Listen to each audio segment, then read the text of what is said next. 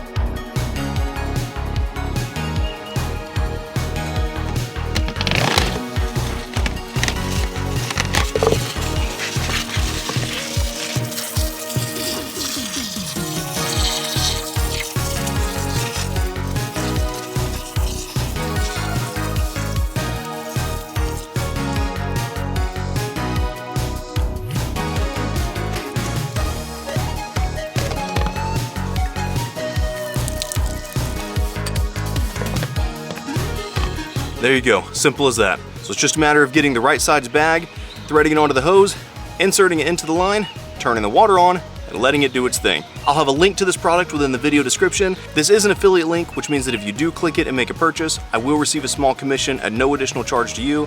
Thank you so much for your support. If you choose not to do so, totally fine. I appreciate you being here watching the video. You guys have a great day.